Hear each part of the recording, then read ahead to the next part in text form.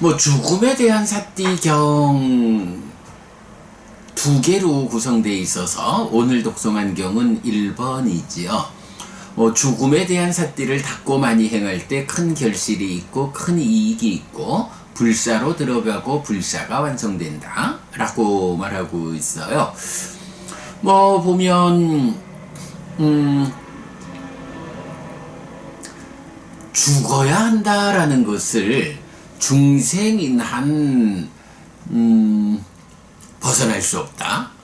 심지어는 아라한을 성취해도 이 몸으로 태어난 이상 죽음을 거부할 수 없다. 뭐 그런 죽음에 대해서 뭐 모든 생명들이 두려움, 죽어야 하는구나. 내가 언제 죽을까? 얼마만큼 더 살아있을 수 있을까? 라는 이 생존의 끝 지점이 언제일까? 라는 뭐 그런 두려움을 다 가지고 있죠. 그렇기 때문에 이렇게 닥쳐오는 죽음, 그 죽음 이후는 또 어찌 될 것인가? 라는 고민을 같이 하게 되죠. 물론 뭐 죽어야 한다. 죽은 다음엔 어떻게 되는 것일까? 이 문제에 대해서야 뭐 우리 12번 상류따 19번 우현경이 아주 정답을 제시하고 있죠. 몸으로 태어난 자가 이 몸으로 살아있는 동안에 무명과 가래를 해소하지 못하고 죽으면 몸으로 간다. 누가? 시기. 네, 시기라는 이 마음이 무명과 가래 때문에 몸으로 가는 요런 현상이 죽고 태어남, 중생으로 죽는 한 거부할 수 없는 태어남이라는 게 뒤따르죠. 그러나 몸으로 태어났지만 살아있는 동안에 무명과 가래를 완전히 해소하면 몸이 무너진 뒤에 몸으로 가지 않는다. 몸에 구속된 중생으로의 삶으로 삶을 되풀이하지 않는다. 윤회에서 벗어났다. 열반을 실현했다. 태어나지 않는다. 태어나지 않게 되었을 때 비로소 죽음이라는 이 문제로부터 벗어나게 된다. 불사의 실현이죠. 네, 불사. 죽지 않는다라는 이것을 실현하는 방법은 오직 하나, 태어나지 않는 것이다. 태어나지 않으려면 그 의미가 무엇이냐? 몸으로 가지 않는 것이다. 몸으로 가지 않기 위해서 어떻게 해야 하느냐? 살아있는 동안에 무명과 가래를 해소해야 한다. 무명과 가래를 어떻게 해소하느냐? 바로 그것이 부처님의 깨달음이고 부처님의 가르침이다. 하나의 수행체계, 사념초로 시작해서 사마타 위파사나로 완성되는 이 하나의 수행체계에 의해서 누진통 또는 누진명, 번뇌를 완전히 부숴버릴 때, 그때 비로소 몸으로 가지 않게 된다. 네, 뭐 이런 내용들이 뭐 우리가 잘 알고 있는 죽음, 그리고 죽음 이후의 문제, 여기에 대한 부처님의 답이죠. 자, 그렇기 때문에 이제 우리가 이제 부처님께서는 그 죽음에 대한 삿띠라는 이름으로 다시 짚어주시는 게 뭔가요? 죽을 때까지 무명과 가래를 해소하지 못하고 죽으면 또다시 몸으로 가서 중생으로의 삶을 반복해야 한다. 그런데 그 다음 생에서 또다시 공부를 이어서 몸으로 가는 일에서 벗어날 수 있을 것인지 하는 것은 장담할 수 없다. 물론 보통의 사람들이 보통의 방법으로 하늘에 태어났다 라고 하면 떨어질 수 있고, 부처님의 제자들이 부처님의 가르침을 공부하는 연속성 위에서 하늘에 태어나면 거기서 공부를 이어가서 윤회에서 벗어난다, 깨닫는다, 이렇게 알려지는데, 그것도 역시 하늘에 태어나서 공부를 이어가는 과정 동안에 방해받는 것이 없을 때, 오직 공부 외길로 갈 때 그런 성과를 거둘 수가 있죠.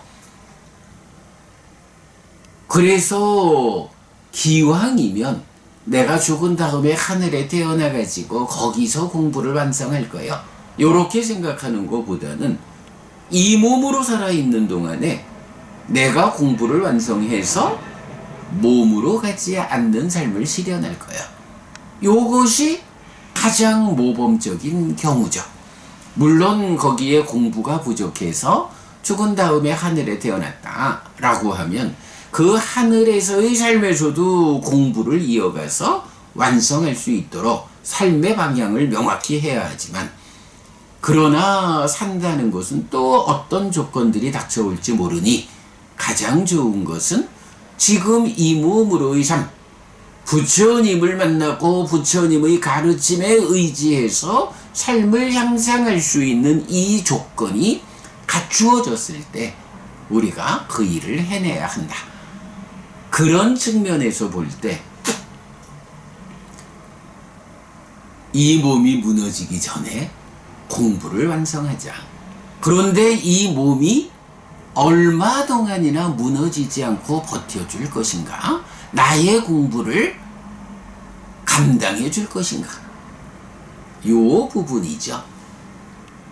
네, 일단 죽음 이후에 어떤 것을 미루지 않고 죽기 전에 내가 해야 하는 일을 완성해야 함.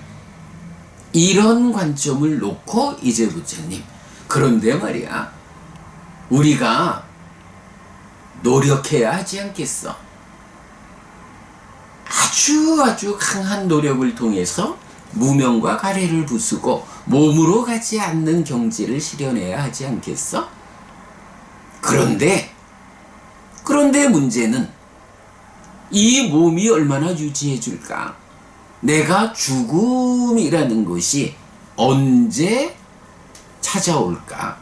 나는 과연 죽음이 찾아오기 이전에 내가 해야 할 바를 완성할 수 있을까? 요런 관점으로 부처님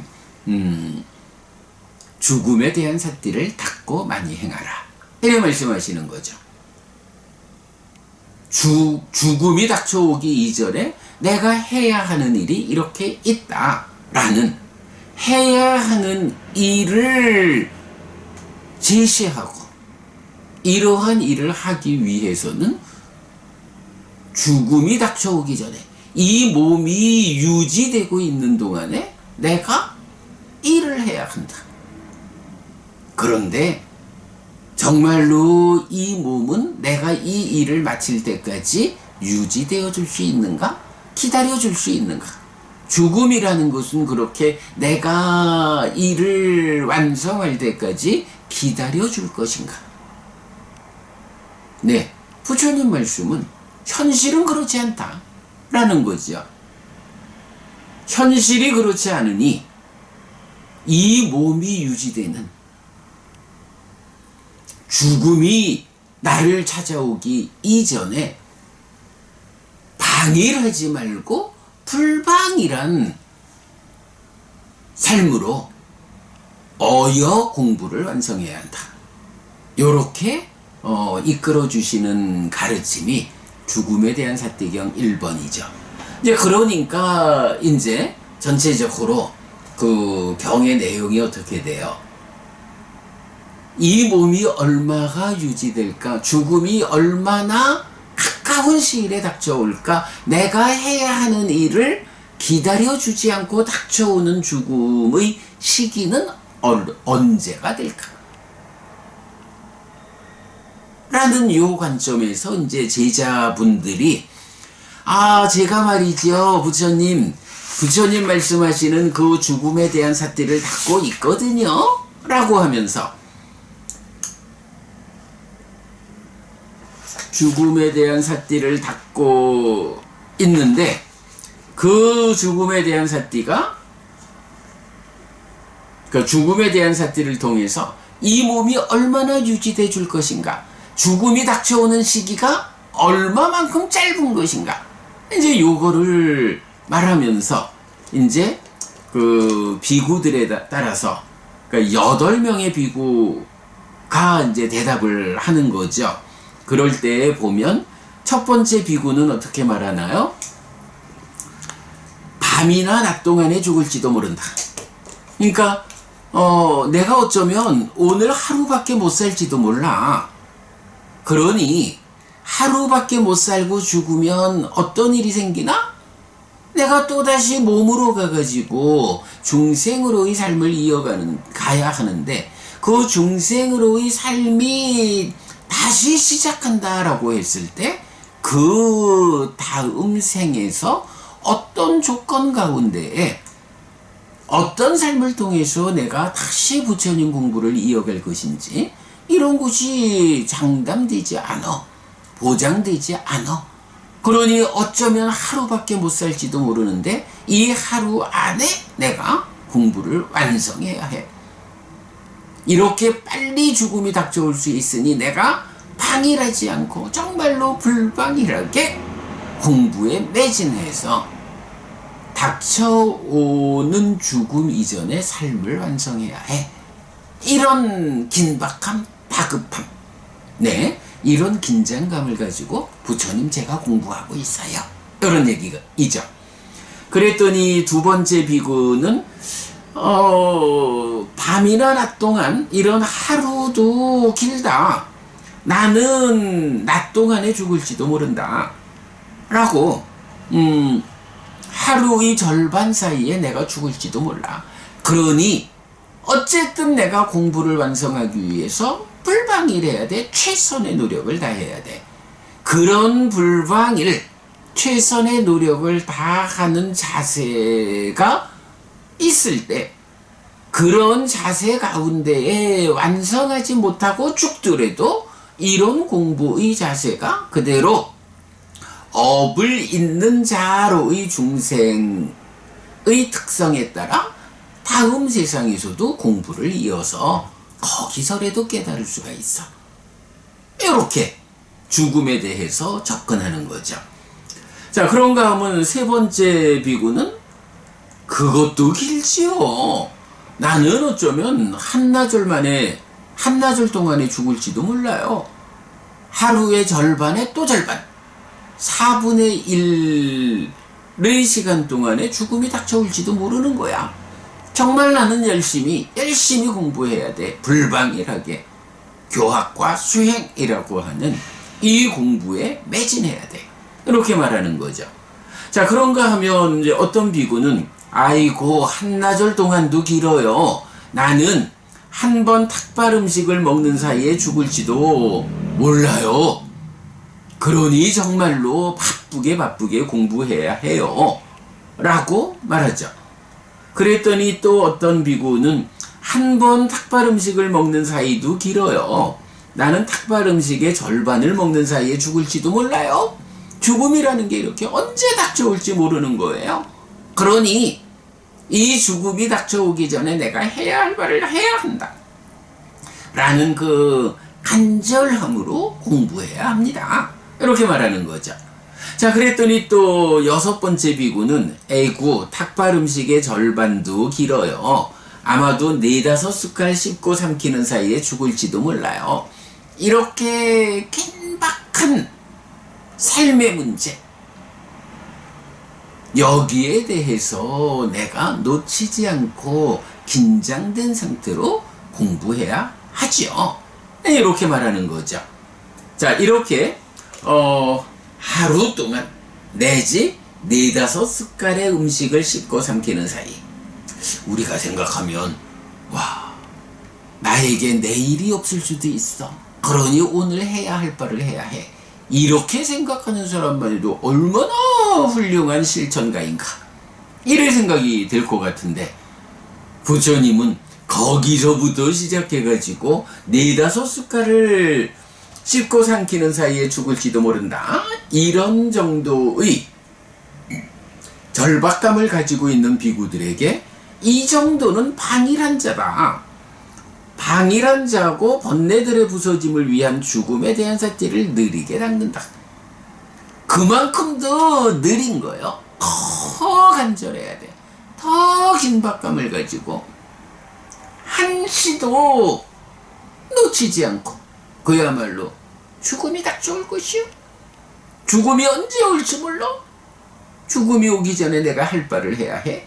라는 이러한 죽음이라는 현상에 대한 사띠로서 늘 깨어있는, 죽음이 닥쳐올지 모른다라는 이러한 현상에 대해서 눈떠 깨어있는 삶은 4~5숟갈 밥 먹는 것 사이에 죽을지 모른다. 이것도 느린 거예요. 라고 말하죠. 그리고는 이제 뒤에 가가지고 나는 한 숟갈을 씹고 삼키는 사이에 죽을지도 모른다. 또는 들이신 쉼을 내쉬거나 내쉬는 숨을 들이쉬는 사이에 죽을지도 모른다. 참 좀 가혹해요. 밥 한 숟갈을 씹고 삼키는 사이에 죽을지도 모르는 거예요. 내가 이렇게 금방 죽을 수도 있어. 아니 아예 들이신 쉼을 내쉬지 못하고 내쉰 숨을 들이쉬지 못하는, 한 번 숨 쉬는 사이에 죽을 수도 있어. 그러니 내가 정말로 간절한 긴박감을 가지고 다시는 몸으로 가지 않기 위한 이 공부의 완성을 위해서 노력해야 돼. 라고 말하죠. 바로 이런 뒤에 두 비구 한 숟갈을 씹고 삼키는 사이에 죽을지도 모른다. 들이신 숨을 내쉬거나 내쉰 숨을 들이쉬는 사이, 한 번 숨 쉬는 사이에 죽을지도 모른다. 그러므로 세존의 가르침을 사고해야 한다. 나는 많이 행할 것이다. 이렇게 간절함을 가지고 공부하는 비구들이 야말로 불방이란 자다. 번뇌들의 부서짐을 위한 죽음에 대한 사띠를 빠르게 닦는다. 이렇게 말씀하시는 거죠. 결론은 그거예요. 아, 우리가 언제 죽을 거라고? 나도 몰라. 아마도 밥 한 숟갈을 입에 넣고 그거 씹고 삼키는 사이에 죽을 수도 있어. 숨 한 번 들이쉬고 내쉬는 사이에 숨이 끊어져 죽을 수도 있어. 요런 삶에 대한 이런 위험함, 이런 긴박감, 이런 간절함을 가지고 세존의 가르침을 사고하자. 많이 행하자. 부처님 가르침을 배워 알고 실천하는 일에 방일함이 없어야겠다. 요런 자세로 공부해야 한다. 네, 식기딱방이라고 해서 이렇게 공부해야 한다. 우리는 불방이란 자로 머물 것이다. 번뇌들의 부서짐을 위한 죽음에 대한 사띠를 빠르게 닦을 것이다. 이렇게 공부해라. 라고 부처님 당부하시죠. 예, 뭐 죽음에 대한 사띠, 일단 우리 삶에 대한 관점, 무명과 가래를 해소하지 못하고 죽으면 몸으로 가야 하는 이런 중생이라는 나의 존재 상태가 가지는 문제 상황, 안타까움. 어떻게 이런 불완전한 존재 상태를 해소할 것인가? 그 해소를 위해서 내가 얼마나 간절함을 가지고 공부해야 하는가? 라는, 네, 이런 주제를 죽음에 대한 사띠라는 이름으로 부처님 설명하고 계시죠. 자, 초기불교 백일법문 보면 작년 8월 5일 날 공부했는데요. 이 경을 통해서 죽음이라는 개념, 그리고 번뇌라는 것이 상의 작용성이다.